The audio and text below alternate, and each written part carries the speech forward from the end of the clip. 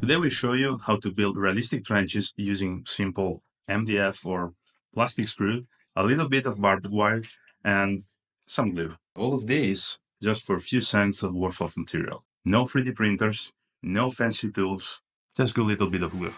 I started by snapping off a few MDF strips, but you could totally use plastic pieces or wooden stick instead. Keep in mind that if you use plastic screw, you will need to prime them. Just make enough of them in your desired length. The goal here is to build a sturdy frame for the trench. I'm going with a simple layout. Just glue together the pieces to make two crosses and then link them on top with a longer piece. You can use hot glue or PVA glue too, but super glue just dries way faster, so for the sake of time, I will personally stick with super glue. For the barbed wire, we'll use some basic craft wire. I bought this spool of iron wire at my local hobby store for just €1.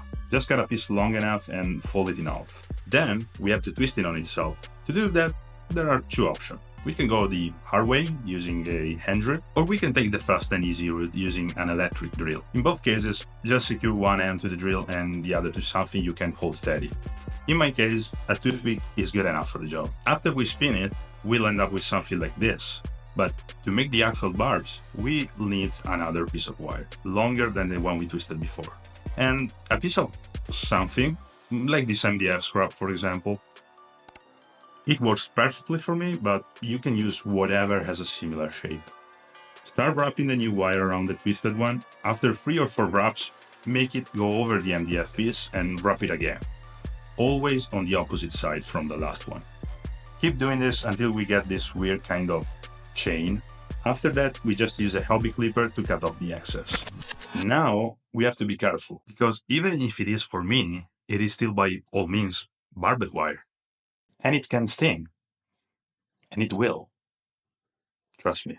My hands are literally still screaming in pain.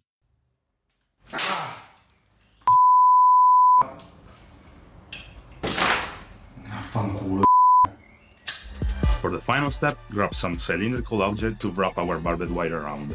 Try to use something with a diameter close to what you want, but if you don't have anything exactly the same diameter, don't worry, we can adjust it by hand, and as you can see, I'm just using the handle of a brush. Now that we have crafted all the parts we need, it's time to slap some color to the wooden structure. You can even do a couple of edge highlights if you're feeling particularly fancy. Once everything is dry, we will finish the trench by attaching the barbed wire. To do so, you have to screw it into the wood structure.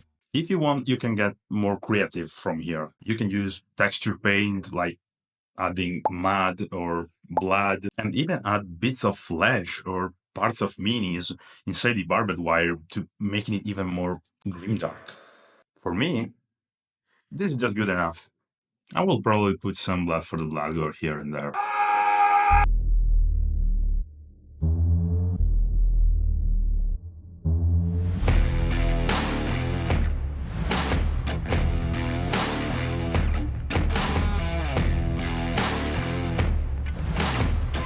If you like this build, hit like, subscribe, and let me know in the comment if you want more low-budget terrain tutorials.